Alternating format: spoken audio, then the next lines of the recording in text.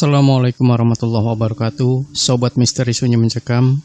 Cerita misteri kali ini berkisah tentang seseorang yang menemukan popok wewe, di mana popok wewe bisa digunakan sebagai media untuk pesugihan. Seperti apakah cerita selengkapnya? Simak sebuah kisah nyata misteri yang berjudul Pesugihan Popok Wewe. Wewe Gombel adalah sebuah istilah dalam tradisi Jawa yang berarti roh jahat atau hantu yang mirip manusia, sangat mengerikan dengan taring, baju compang-camping, dan rambut serta kuku panjang tidak terawat. Biasanya Wewe Gombel, istilah dari baju yang sangat jelek, melakukan aksinya pada saat menjelang maghrib. Orang yang diculik Wewe Gombel tidak tahu karena Wewe Gombel merubah dirinya menjadi saudara atau kakak, adik, orang tua, dan siapa saja yang dikenali si korban. Wewe Gombel suka menculik anak-anak, tapi tidak mencelakainya. Konon, anak yang dicuri biasanya anak-anak yang ditelantarkan dan diabaikan oleh orang tuanya.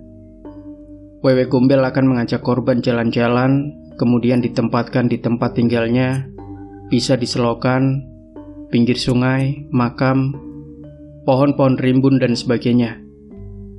Wewe Gombel biasanya akan menakut-nakuti orang tua si anak atas sikap dan perilakunya kepada anaknya sampai mereka sadar. Bila mereka telah sadar, Wewe Gombel akan mengembalikan anaknya. Bagi masyarakat yang ada di pedesaan, hantu Wewe Gombel tidak asing lagi. Bahkan konon jika popok, bayi, dan anak Wewe Gombel bisa dipakai sebagai sarana pesugihan, makanya itu dikenal dengan nama popok wewe. Ada suatu cerita, jika wewe menjemur pakaian anaknya itu pada waktu menjelang maghrib, maka tak heran kadang wewe sewaktu menjemur pakaian terlihat oleh manusia atau kamanungsan. Jika orang itu paham bahwa itu sesosok Wewe Gombel, maka sebenarnya keberuntungan orang itu sendiri jika berani mencuri salah satu pakaian popok wewe tersebut. Seperti pengalaman Pak Joko yang sewaktu pulang dari kerja, dia yang biasanya lewat jalan utama menuju rumahnya. Namun karena terburu maghrib, Pak Joko berniat melewati jalan pintas dengan maksud cepat sampai rumah. Jalan pintas menuju rumah Pak Joko adalah jalan setapak yang masih banyak ditumbuhi kanan kirinya pohon bambu.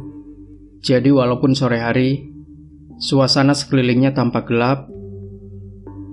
Sewaktu sampai di pertigaan jalan setapak, Pak Joko melihat seorang ibu-ibu yang sedang menjemur pakaian anaknya. Tanpa sengaja, sebagai kebiasaan orang desa, Pak Joko menyapa orang tersebut.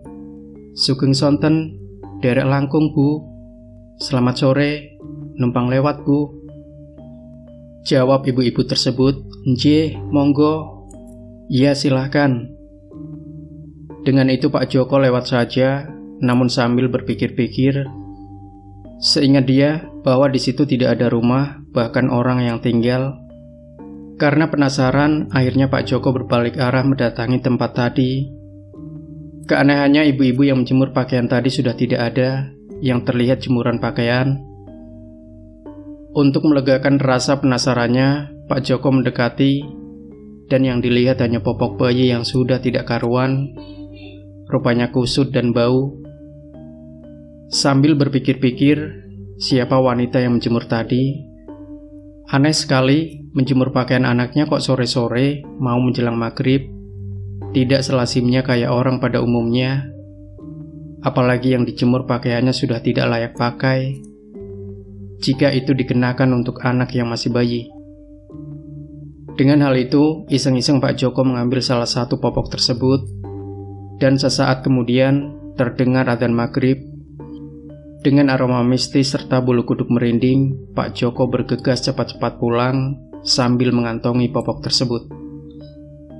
Dengan langkah terburu-buru, akhirnya Pak Joko tiba juga di rumahnya. Kejadian ganjil mulai Pak Joko alami sewaktu menyapa istri dan anaknya. Mereka yang biasanya begitu melihatnya pulang menyapa dan mencium tangannya, anak dan istrinya seakan cuek, tidak memperdulikan kedatangan Pak Joko. Dengan itu Pak Joko bergegas masuk kamar dan ganti pakaian, dan berwudu untuk menjalankan sholat maghrib. Setelah usai sholat maghrib, istri Pak Joko masuk kamar dan bertanya, "Kapan Bapak pulang? Apa Bapak lewat pintu belakang rumah?" Dengan pertanyaan istri, Pak Joko kaget. "Ya lewat depan toh Bu. Tadi Bapak sapa pada diam saja. Tidak biasanya kalian begini." Istri Pak Joko menegaskan, "Kami tidak melihat Bapak pulang kok." Sambil kebingungan, Pak Joko mengajak istrinya ke belakang, dan Pak Joko melihat bahwa pintu belakang rumah terkunci. "Bu, lihat itu. Pintu belakang kan Ibu kunci kan?" Jawab istrinya. "Iya ya Pak, kok aneh? Lah tadi Bapak lewat mana? Jika lewat depan, kok kami tidak melihat?" Akhirnya Pak Joko bilang ke istrinya, "Ya sudah, tidak usah dipikirkan." Namun dalam hati Pak Joko bertanya-tanya dengan kejadian ganjil yang barusan dia alami. Akhirnya Pak Joko berpikir, apa gara-gara mengambil popok tadi? Pak Joko bergegas ke kamar dan mengambil kain atau popok yang diambil tadi. Sambil memegang barang itu, Pak Joko baru ingat cerita neneknya dahulu mengenai wewe gombel. Dengan hal itu, Pak Joko yakin bahwa barang yang diambil itu popok wewe. Sebagai orang awam, akhirnya Pak Joko karena takut kalau didatangi wewe tersebut, maka Pak Joko mendatangi salah satu spiritualis kondang yang akrab disapa Mas Han. Beliau bermukim di desa Klaseman Salatiga. Kebetulan spiritualis itu pas di rumah dan tidak ada tamu. Dengan itu Pak Joko dengan bebas leluasa, tanpa ada orang lain, bisa menceritakan kejadian yang tadi dia alami. Spiritualis tersebut meminta, "Tolong tunjukkan apa yang Bapak bawa." Dengan itu Pak Joko menunjukkan barang tersebut. "Ini barangnya Pak." "Apa benar ini popok wewe?" tanya Pak Joko. Sesaat barang itu digenggam oleh spiritualis tersebut. Ada suatu keanehan barang tersebut mengeluarkan asap putih. Setelah usai barang tersebut ditaruh di atas meja dan berkata dengan Pak Joko, "Iya benar, inilah popok wewe." Lalu bertanya pada Pak Joko, "Apa Pak Joko hendak merawat barang ini? Jika Pak Joko mau merawatnya, tolong jangan disalahgunakan keampuhannya." Kemudian Pak Joko menjawab, "Saya mau merawatnya, tetapi bagaimana tata caranya? Dan apa resikonya?" Spiritualis tersebut menjelaskan tata cara perawatannya dan resiko-resikonya secara detail. Dengan hal itu, Pak Joko diberikan ijazah penggunaannya dengan mantra, "Salam kaulamir robir rohim, gombal amoh si popok wewe, kelambi jabang bayiku, wewe putih gedongen aku, kudungono mego mendung, cat katon cat nora katon, wewe abang kemulono aku, kumoro kumandang noragaku," dan sebagainya. Namun Pak Joko diperingatkan jangan sembarangan membaca mantra ini, seperti yang spiritualis tersebut wedarkan pada Pak Joko, dan berpesan jangan disalahgunakan khasiat keampuhannya, terlebih-lebih untuk tindakan yang tidak terpuji seperti mencuri dan sebagainya. Jika disalahgunakan, jika tidak hati-hati, manusia yang mengenakan popok wewe ini tidak bisa kembali berwujud seperti halnya manusia lagi, karena tubuh raganya telah menghilang, masuk ke dimensi alam jin. Dengan cerita singkat tersebut, sebagai gambaran, tidaklah mudah memburu popok wewe, karena hanya orang yang pulung beruntunglah yang bisa mendapatkannya, tentunya atas kuasa dan kehendak Allah. Jikalau oleh para pelaku pesugihan, tentunya adanya perjanjian tertentu dengan makhluk gaib wewe yang sedang memiliki anak kecil.